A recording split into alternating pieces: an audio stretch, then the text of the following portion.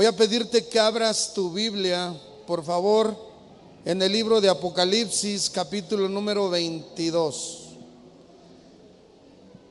Estamos el día de hoy cerrando la serie La Obra de Cristo. Durante el mes de marzo y el mes de abril estuvimos repasando los últimos días, los acontecimientos que se dieron en torno a Jesús. Desde ese primer día de la semana que entró a Jerusalén en un pollino y que la gente tendía sus mantos y lo reconocía como un rey, porque ellos estaban esperando un libertador político. Sin embargo, él entró como un rey de paz.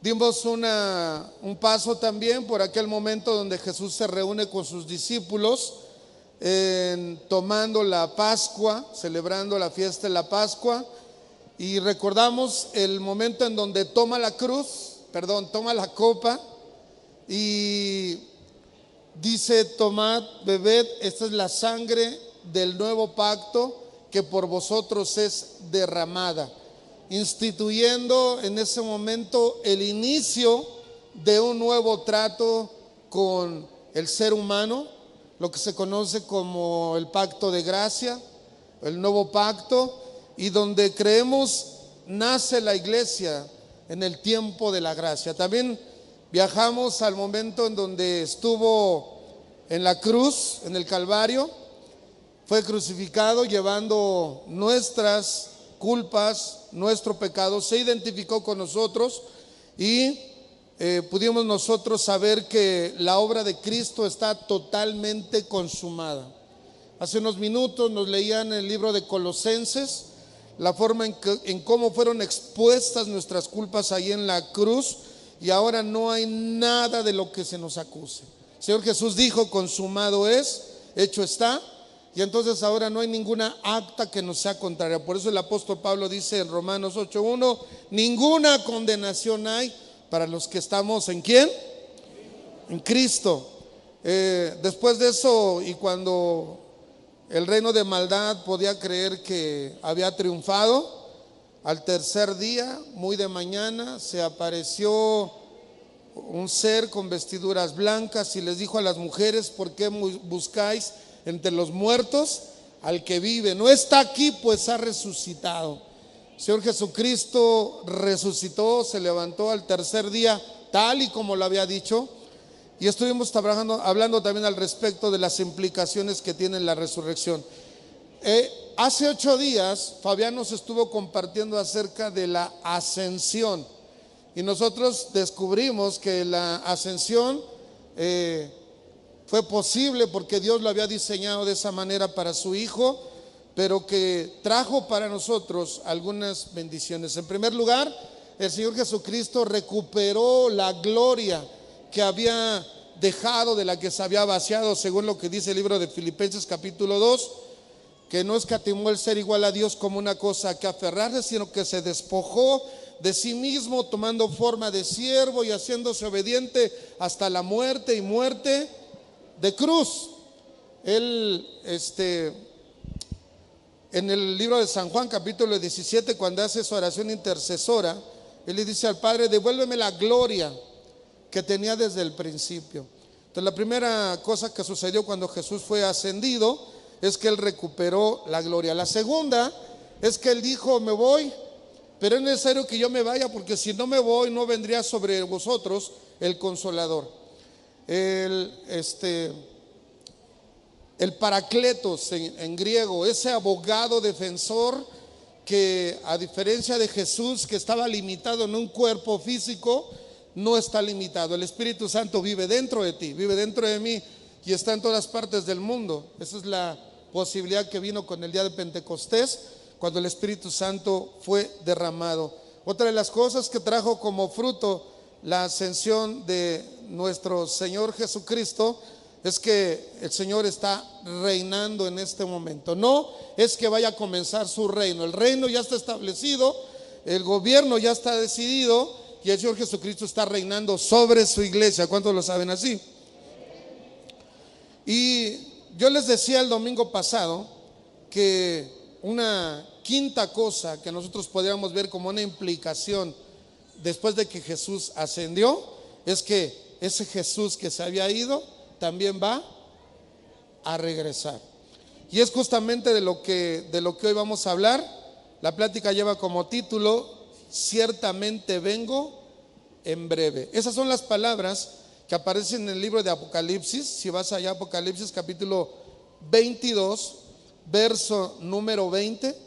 Estamos en los últimos versos de ese capítulo que escribió el apóstol Juan, y dice: ciertamente vengo en breve. Esa palabra la está expresando el Señor Jesucristo. Él es el que dice: ciertamente vengo en breve. Y San Juan responde: así sea. Dice: amén, sí, ven Señor Jesús.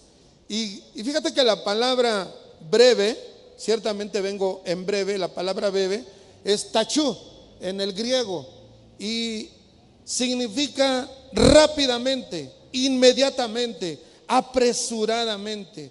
Entonces, cuando Jesús dice ciertamente vengo rápidamente, inmediatamente, apresuradamente, de que fue escrito el libro del Apocalipsis por ahí del año 70 después de Cristo, han pasado cerca de 1938 años. Entonces, algunos podrían decir, pues como que no es tan breve, ¿no? Ya pasaron casi 2000 años y Cristo no ha regresado. Y hay dos maneras en que los teólogos hablan acerca de los tiempos. El primero es el tiempo cronos, que es el tiempo que se mide cronológicamente, como su nombre lo dice. Nosotros estamos en el año 2018 después de Cristo, y ese es el tiempo cronos. Y en el tiempo cronos se ha tardado casi 1940 años en regresar Jesús, después de que se fue. Pero en el tiempo kairos, que es el tiempo correcto, el tiempo que Dios determina, el tiempo que soberanamente Él maneja. Escuche esto: un Dios para quien el tiempo no es algo que lo limite, un Dios que está fuera de tiempo. El tiempo fue hecho por ti y por mí, por los seres humanos, pero Dios es eternamente, siempre ha sido, no tiene principio ni tiene fin. Entonces 1938 años para Dios es nada, es el tiempo correcto. Y vamos a cerrar con un pasaje de segunda de Pedro, donde vamos a ver que gracias a Dios no ha venido para muchos que todavía al día de hoy no han recibido la salvación que Dios planeó para ellos. Todavía no han llegado al arrepentimiento, y si esto hubiera pasado hace 40 años, yo no sería salvo. Pero gracias a su misericordia, en el tiempo kairos, el día que venga Jesús será el mejor día. ¿Y cuántos podrían decir: sí, ven Señor Jesús? Recuerdo la frase ahora del pastor Luis Montes de Oca, que decía que a todo mundo le dice Dios: ya quiero verte, pero el día que se van a morir ya como que lo piensan dos veces. O todo el mundo lo quiere ver, pero nadie se quiere morir. Una de las maneras en que vamos a ver al Señor es cuando partamos de esta tierra. Y vamos a darnos cuenta cómo esto puede alentar nuestro corazón. Mira, ahora yo quisiera que fueras al libro de los Hechos, en el capítulo número 1, y en el verso número 10 y 11 dice, Hechos 1, 10, 11, dice: y estando ellos con los ojos puestos en el cielo, está hablando de los discípulos, y no solo los 11, sino el resto de los que estaban reunidos ya, entre tanto que él se iba, está hablando de Jesús, he aquí se pusieron junto a ellos dos varones con vestiduras blancas. Los personajes que por el contexto podemos ver que son seres celestiales, los cuales también les dijeron: varones galileos, ¿por qué estáis mirando al cielo? Si está diciendo que el Señor Jesús se está yendo, entendemos por lo que estamos leyendo que se está elevando. Se está elevando. Imagínate qué cosa más impresionante ver al maestro levantarse y dirigirse hacia las nubes. Dice, este mismo Jesús que ha sido tomado de vosotros al cielo, así vendrá como le habéis visto ir al cielo. Hermanos, esto quiere decir que el regreso del Señor Jesucristo va a ser visible, porque les está diciendo, así como están viendo que se va, Él también va a regresar. Es un hecho, Él volverá. Durante mucho tiempo en la iglesia que está escrita aquí a la que se le dirigían las cartas, cuando hablaban del regreso de Cristo, se hablaba de la bendita esperanza. Pero cuando se usa la palabra elfos de esperanza, no es una esperanza de a ver si sucede. Por ejemplo, ustedes pueden decir, no, pues que la América va a ganar el torneo de liga.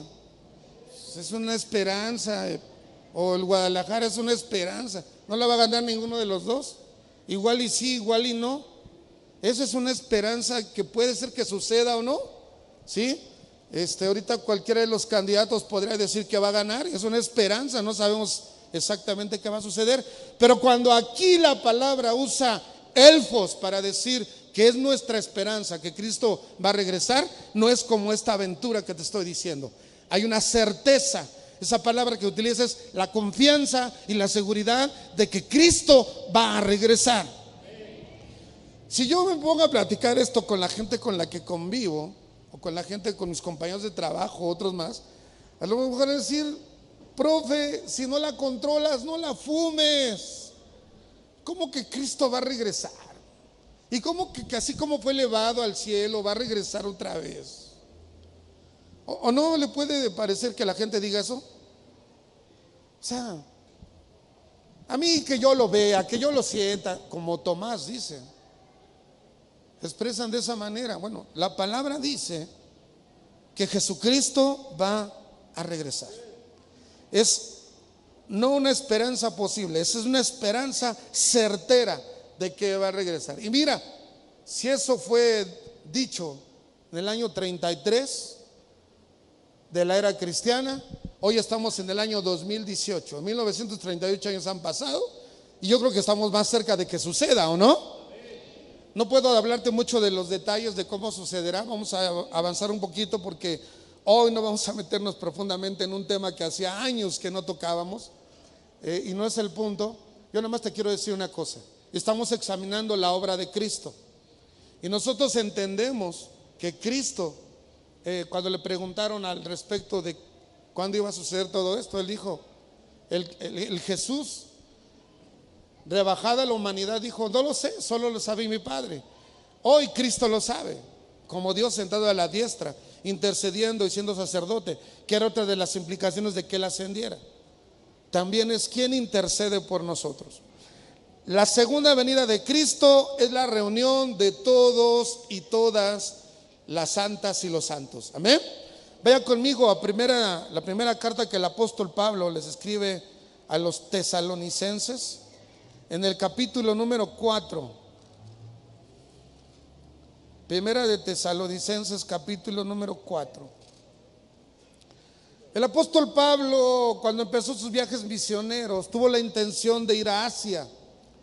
Pero dice la palabra que vale la pena orar y hacerle caso a Jesús cuando dice, rogad al Señor de la mies que envíe obreros a su mies, porque la mies es mucha y los obreros poco. Vale la pena orar por dónde vamos a ir a predicar y qué vamos a ir a hacer estratégicamente. Porque dice la palabra que el Espíritu Santo se lo prohibió a Pablo, no lo dejó ir a la parte de Asia que quería ir. Y dice que le mostró en una visión a un varón macedonio, ¿se acuerda? Y le dijo que el varón macedonio decía, vengan a ayudarnos. Fue así entonces que el apóstol Pablo se dirigió hacia la ciudad de Filipos y ganó los primeros creyentes en Jesús ahí. Pero no solamente estuvo en Filipos, también estuvo en Tesalónica. Y algo que había sucedido con la iglesia en aquel entonces es que ya habían pasado como cerca de 40 años más o menos, entre 20 y 30 años habían sucedido ya de que Cristo se había ido y había dicho voy a regresar. Y entonces Los creyentes de aquel entonces, mira qué rápido se empezaron a desanimar. A los 20 años, a los 30, a los 40 años, en diferentes iglesias, ellos empezaron a pasar, bueno, pues ¿qué no dijo Cristo que iba a regresar? Ellos tenían en la mente la restauración del reino mesiánico en Israel, bueno, entonces ya en Judea, con los judíos. Ellos tenían en mente la liberación de la opresión del yugo que entonces tenía por los romanos. Ellos no estaban mirando tan al futuro como nosotros, veían un acontecimiento inmediato.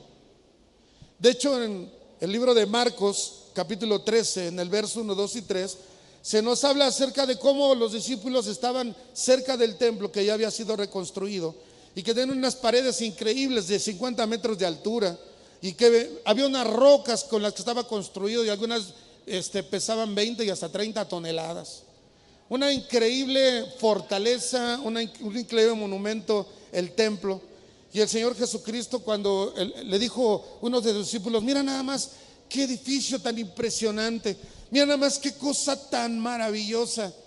Y Jesús les dijo: todo esto va a ser destruido, va a ser hecho polvo, no va a quedar piedra sobre piedra. Y podrían decir los discípulos: nah, ¿cómo? Esto es tan impresionante. Y dice la palabra que en el año 70 de la era cristiana, 70 después de Cristo, el general Tito, quien comandaba las 4 legiones romanas que se dirigieron a Judea, redujeron a polvo a Jerusalén. Entonces Vespasiano era el emperador que estaba en Roma y trataron de acabar con aquel levantamiento que tenían los macabeos y los celotes que andaban ahí queriendo hacer una revolución en Jerusalén. Y ¿sabes qué? Se cumplió las palabras del Señor Jesús. No pasó mucho tiempo después de que no quedó piedra sobre piedra. Pero ellos tienen en mira acontecimientos muy próximos. Y dentro de esos acontecimientos muy próximos, la iglesia de Tesalónica se está preguntando: ¿qué va a pasar con los que han muerto siendo seguidores de Cristo? ¿Qué va a pasar con ellos? Porque si Cristo va a regresar, también nos han dicho que con ellos van a regresar los que han muerto, y ellos querían verlo. Acompáñame al verso número 13 de Primera de Tesalonicenses. Dice el apóstol Pablo, escribiendo esta carta a ellos, a los miembros de Tesalónica, de Europa, dice: tampoco queremos, hermanos, que ignoréis acerca de los que duermen, para que no os entristezcáis como otros que no tienen esperanza. Porque si creemos que Jesús murió y resucitó, así también traerá Dios con Jesús a los que durmieron en él. Lenguaje que entiende la iglesia de ese tiempo. Cuando está diciendo que están dormidos, quiere decir que han muerto en Cristo. Pero el apóstol Pablo dice: no están aniquilados. ¿Cómo están? Dormidos, y del sueño se despierta. En el siguiente verso dice: por lo cual os decimos esto en palabra del Señor. Y empieza a describir cuáles son los acontecimientos que ellos podían esperar que sucedieran. Casa de mí, son los acontecimientos que tú y yo todavía estamos esperando que sucedan. ¿Está aquí conmigo? ¿Cuáles son? Que nosotros que vivimos, podemos hablar como si estuviéramos ahí presentes, que nosotros que vivimos, que habremos quedado, es decir, que no hemos muerto hasta la venida del Señor. Ojo, no dice 2 venidas. Hasta la venida del Señor, no precederemos a los que durmieron.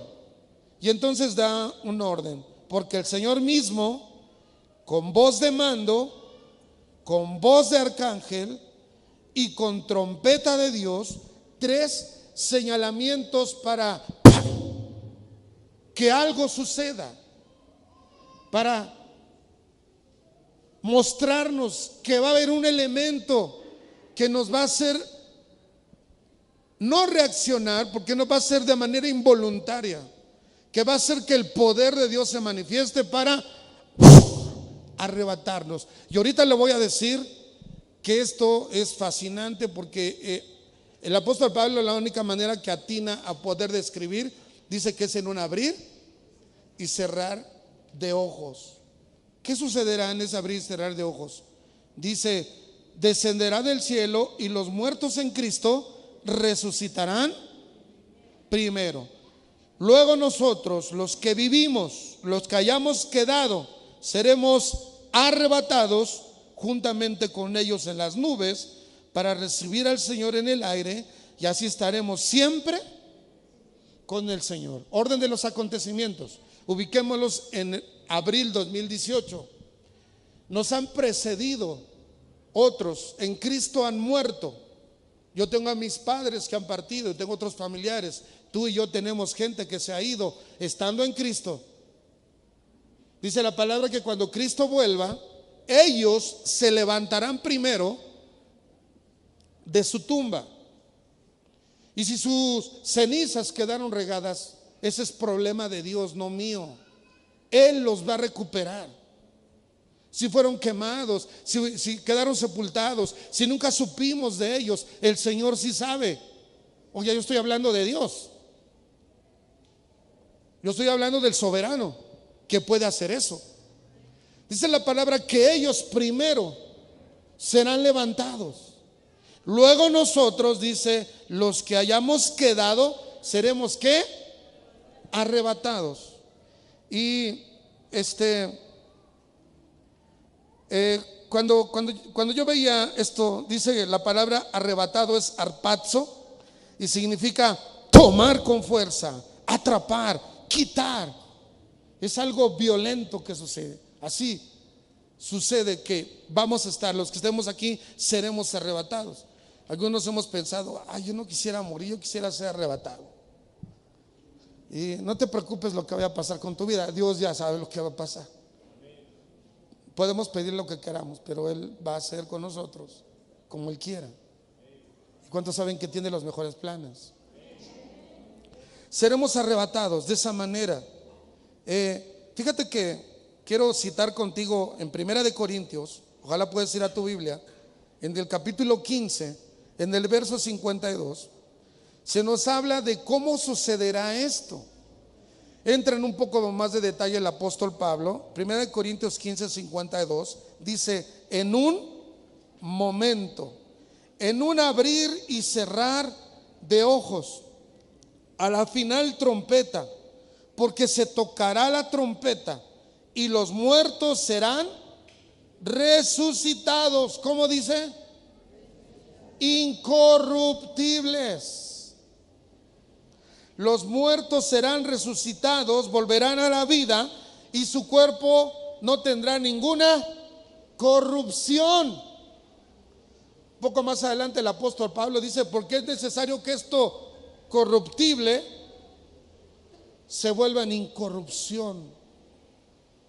Esto mortal se ha vestido de inmortalidad. Los cuerpos, así como el Señor resucitó y tuvo un cuerpo glorificado, los muertos en Cristo resucitarán y tendrán un cuerpo transformado. Incorruptible es la palabra que utiliza ahí. Yo puedo pensar sin dolor, sin arrugas, sin pesares, sin preocupaciones, sin problemas, sin molestias.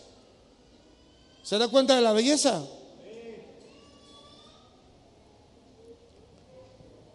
Los muertos serán resucitados incorruptibles, dice, y nosotros seremos ¿qué? Transformados. Este cuerpo, si ahorita sucediera, no ando muy actualizado en los sonidos, pero así en un abrir y cerrar de ojos, todos nos iríamos al cielo. ¿Sí, no o no? ¿Quiere que alguien se quede? Pero la palabra dice otra cosa. Luego dice ahí en San Mateo capítulo 24 que dos estarán en el campo, uno será tomado, otro será dejado. Dos estarán haciendo las conchas, uno será tomado y otro será dejado.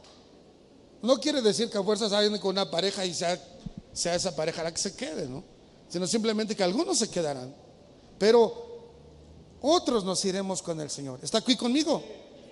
Oiga, digo, no hemos fumado nada extraño, ¿eh? Estamos hablando lo que dice la palabra. Ahora, ahí en ese pasaje, cuando dice en un momento, la palabra que se utiliza para momento es átomos. Y habla de una cantidad indivisible, infinitamente pequeña. ¿Sabes cómo lo podemos definir? No como una décima, centésima o milésima de segundo, sino como un segundo atómico. Eso es lo que está diciendo, que la fracción en que sucederá todo eso será más rápido de lo que dice. ¿Usted entiende? Yo no entiendo todo, pero entiendo lo que necesito entender: que Él va a venir por su iglesia, y que los muertos en Cristo van a resucitar primero, y que luego los que quedemos seremos llevados, y que así estaremos con Él para siempre. ¿No le da gusto esto? Ya no va a haber FAMSA, Electra, Banamex, Vancomer. Ya no hay que ir a la leche en la mañana. Ya no le van a llamar tocándole las mañanitas y recordándole que debe algo.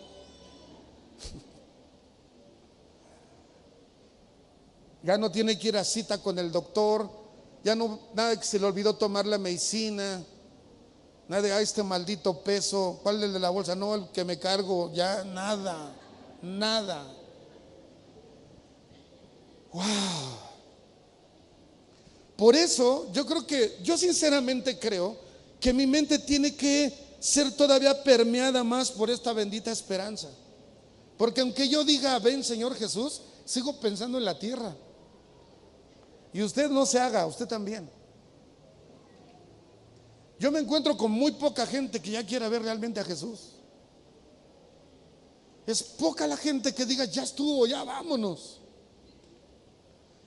Hemos y seguimos siendo tan afectados por lo que pasa en este mundo que no sé por qué nos aferramos tanto a Él.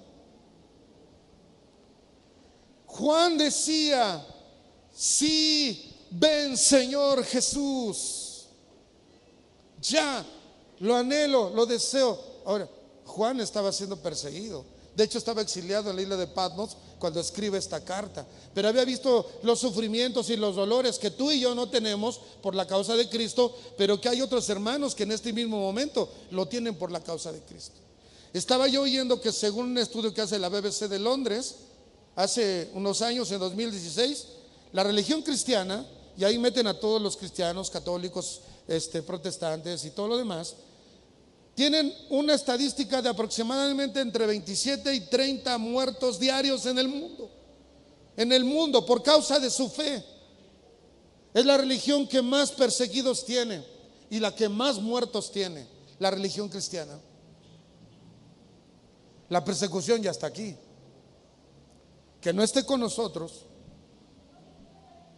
que tu suegra y tu suegro vayan a tu casa no es persecución, es una bendición. Es que soy suegro.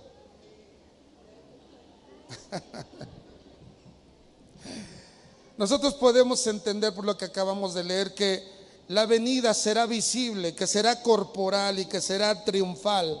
Mire, recuerde usted que el apóstol Pablo, al igual que todos los escritores bíblicos, escriben con los antecedentes y el contexto histórico que tienen. En aquel entonces el apóstol Pablo podía haber escuchado y podía incluso haber presenciado cómo cuando el imperio romano llegaba y conquistaba una ciudad, se hacía una fiesta. La fiesta no era solamente para el ejército, para los soldados. No, la fiesta era para el imperio.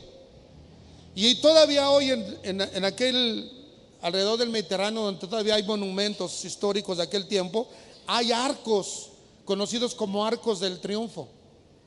Y cuando se habría logrado la conquista y vencer a un enemigo después de haberlo tenido sitiado quizá por mucho tiempo, entonces se celebraba una fiesta.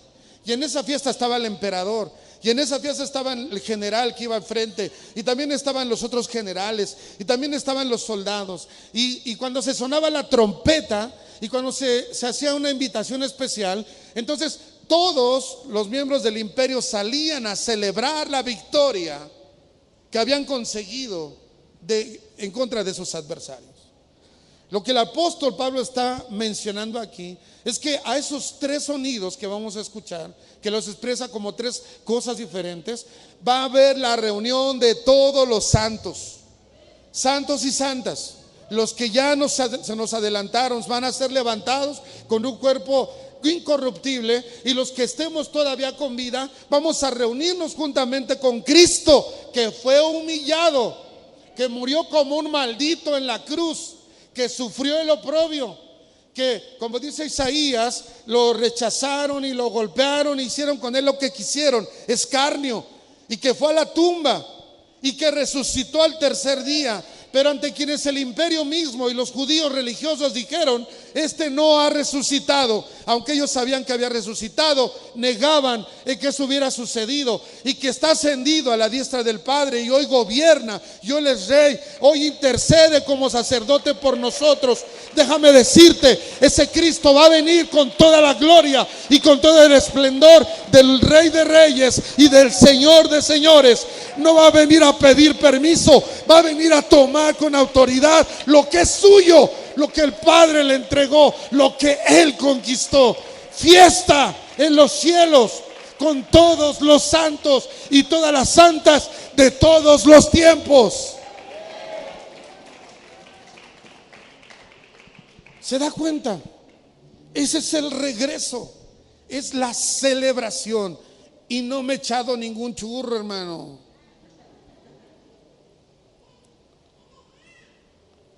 Pero si nosotros empezamos a revisar todas las implicaciones de lo que te estoy diciendo, yo creo que nosotros tendríamos que empezar a poner más un ojo allá en el cielo. Y no solo un ojo, sino ambos ojos. De hecho, cuando el apóstol Pablo les escribe esta carta a la iglesia de Tesalónica, les dice: no quiero que se entristezcan como aquellos que no tienen la certeza, la seguridad de que Cristo va a volver y que va a traer con suyos a los que han muerto, y que nos va a levantar a nosotros, los que hoy estamos padeciendo por causa de Cristo. La primera palabra ahí es ánimo. Ánimo, iglesia, ánimo.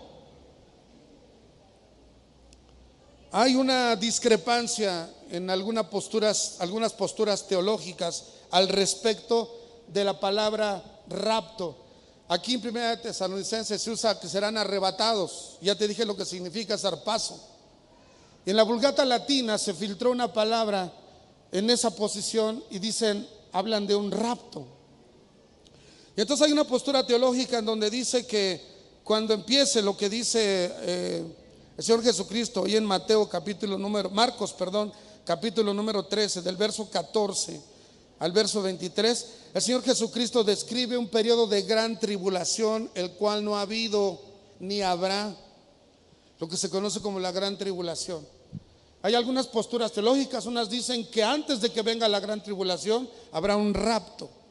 Otros sitúan el rapto a la mitad a los 3 años y medio de ese periodo llamado la gran tribulación.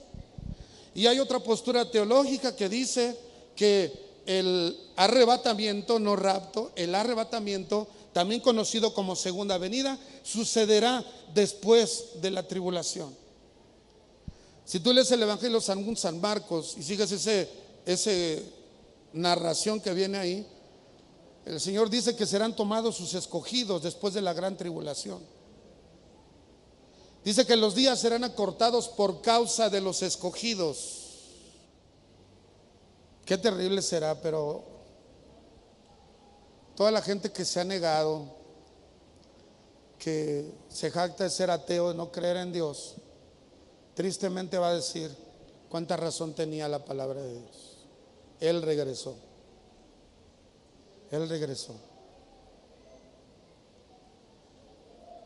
Creemos que, como dice la palabra ahí en San Marcos, capítulo número 13, los versos que te acabo de decir, la iglesia tendrá que pasar por un periodo de tribulación, pero solo es necesario para que el Señor le permita después estar reinando con Él para siempre en la reunión de todos los santos. Acompáñenme por favor a la segunda carta, porque ahí en Tesalonicenses capítulo número 2, ya se me está acabando mi tiempo. En el capítulo número 2 de segunda de Tesalonicenses, El Señor, perdón, el apóstol Pablo habla de dos cosas que tendrán que suceder antes de que venga el fin de los tiempos. Pero déjame decirte algo. Hay un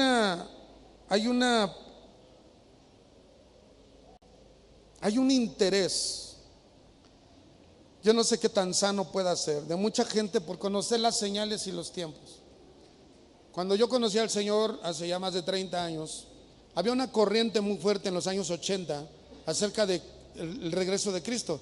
¿Se acuerdan los jóvenes del Antiguo Testamento que están aquí conmigo? Que hablábamos tanto de la segunda venida de Cristo y las señales y esto y lo otro. Y bueno, ya han pasado muchos que nos han dicho que tal día y tal hora, en tal lugar, ¿no? ¿Te acuerdas? Y creo que Dios ha sido claro en su palabra. En Marcos 13, precisamente en el verso 2, le dicen los discípulos: Señor, ¿cuándo sucederá esto? ¿Y qué señal habrá de tu venida? Están hablando del templo que Jesús les dice que va a ser derribado. Y Jesús les dice: ustedes no se preocupen por eso. Son cosas que mi Padre tiene en su decisión. Pero va a haber algunas señales. Y ahí en Marcos habla de algunas de las señales que van a darse. En Hechos capítulo 1, verso 6, cuando el Señor Jesús se va, y otra vez los discípulos preguntan: ¿cuándo restaurarás el reino de Israel? Otra vez la pregunta. Y hay una insistencia tremenda al respecto de conocer cuándo va a venir. ¿Usted se ha preguntado cuándo va a venir? Pero no tiene tanta insistencia, ¿verdad? No es una insistencia insana. Al final le quiero decir cuál sería la mejor actitud que tenemos que tener, pero hay dos señales que quiero mencionar. Número uno, segunda Tesalonicenses 2:1. ¿Está ahí conmigo? El apóstol Pablo dice que va a haber una señal que se llama apostasía. Una apostasía. Y mira lo que dice verso 1: con respecto a la venida de nuestro Señor Jesucristo y de nuestra reunión con Él, os rogamos, hermanos, que no os dejéis mover fácilmente en vuestro modo de pensar, ni os conturbéis ni por espíritu, ni por palabra, ni por carta, como si fuera nuestra, en el sentido de que el día del Señor está cerca. 3: nadie os engañe en ninguna manera, porque no vendrá sin que antes venga, ¿qué? La apostasía. Y número 2: se manifiesta el hombre de pecado, el hijo de perdición, el cual se opone y se levanta contra todo lo que se llama Dios o es objeto de culto, tanto que se sienta en el templo de Dios como Dios, haciéndose pasar por Dios. ¿No os acordáis que yo estaba todavía con vosotros cuando os decía esto? Y ahora vosotros sabéis lo que lo detiene, a fin de que a su debido tiempo se manifieste. Voy al 8. Y entonces se manifestará aquel inicuo, a quien el Señor matará con el espíritu de su boca y destruirá con el resplandor de su venida. Primera mención, la apostasía. ¿Quién es un apóstata? La palabra apostatar significa negar la fe. Y el apóstol Pablo describe en varios pasajes de la palabra las características que puede tener un apóstata. Un apóstata es aquel que ha hecho una profesión pública de la fe. Ha sido totalmente abierto y expuesto para decir: soy cristiano. Se ha tomado su Biblia y ha salido de su casa con toda la seguridad de que lleva aquí algo que lo puede identificar. Ha cruzado esa puerta o la puerta de cualquier iglesia, ha entrado, ha estado ahí, se ha bautizado en agua, ha sido parte de una sociedad de la iglesia o parte del ministerio, ha ido a su encuentro, está inscrito en la academia, pero, y de eso hablaremos la próxima semana, no ha nacido de nuevo. Pastor, ¿se puede hacer todo lo que acaba de decir y no haber nacido de nuevo? Sí, sí se puede. Hay una apariencia, hay algo visible que lo identifica como miembro o parte de una iglesia. Pero eso Jesucristo fue claro. San Juan capítulo 3, cuando habla con Nicodemo y le dice: el que no naciere del agua y del espíritu no puede entrar y disfrutar del reino de Dios. Pues habrá personas como estos que después de todo eso negarán los aspectos más básicos de la fe. No estamos hablando de un mundano que nunca ha conocido a Cristo, de un pagano que nunca ha conocido a Cristo. Estamos hablando de uno, como dice el apóstol Pablo, estuvieron con nosotros, anduvieron con nosotros, pero no eran de nosotros. ¿Sucede eso?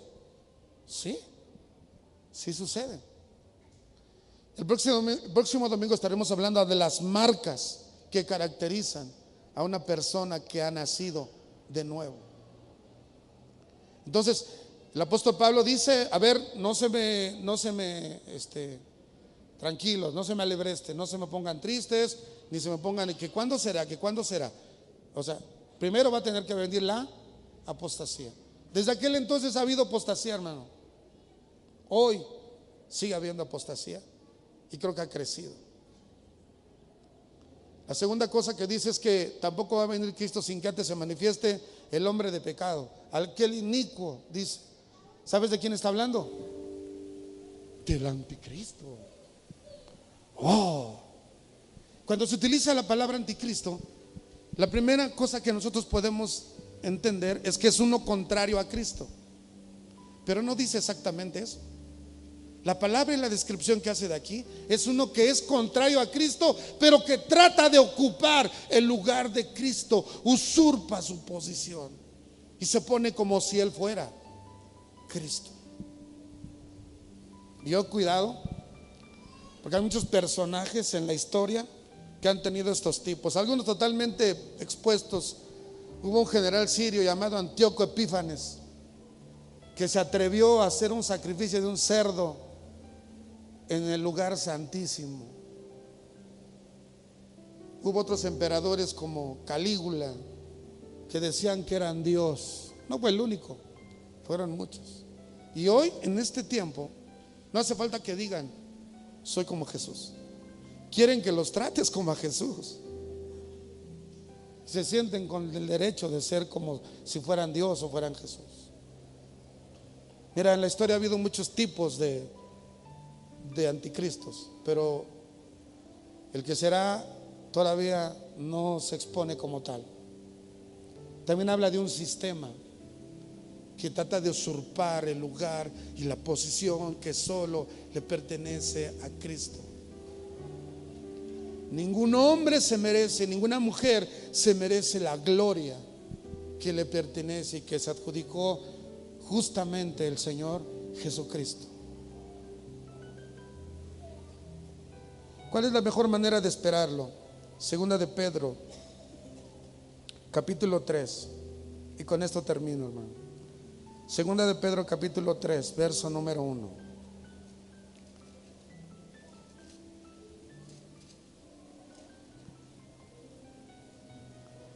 Amados, esta es la segunda carta que os escribo, dice Pedro, y en ambas despierto con exhortación vuestro limpio entendimiento, para que tengáis memoria de las palabras que antes han sido dichas por los santos profetas y del mandamiento del Señor y Salvador dado por vuestros apóstoles, sabiendo primero esto, que en los postreros días vendrán burladores, andando según sus propias concupiscencias. Y vea lo que dicen.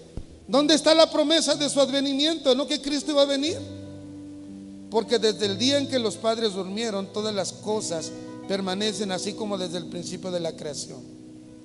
Estos ignoran voluntariamente que en el tiempo antiguo fueron hechos por la palabra de Dios los cielos y también la tierra, que proviene del agua y por el agua subsiste, por lo cual el mundo de entonces pereció anegado en agua. Pero los cielos y la tierra que existen ahora, esto que tú y yo vemos, están reservados por la misma palabra, guardados para el fuego en el día del juicio y de la perdición de los hombres impíos. Mas, oh amados, no ignoréis esto, que para con el Señor un día es como 1000 años y 1000 años como un día. El Señor no tarda su promesa de que va a regresar, según algunos lo tienen por tardanza, sino que es paciente para con nosotros, no queriendo que ninguno perezca, sino que todos procedan al arrepentimiento. Pero el día del Señor vendrá como ladrón en la noche, en el cual los cielos pasarán con gran estruendo y los elementos ardiendo serán deshechos, y la tierra y las obras que en ella hay serán quemadas.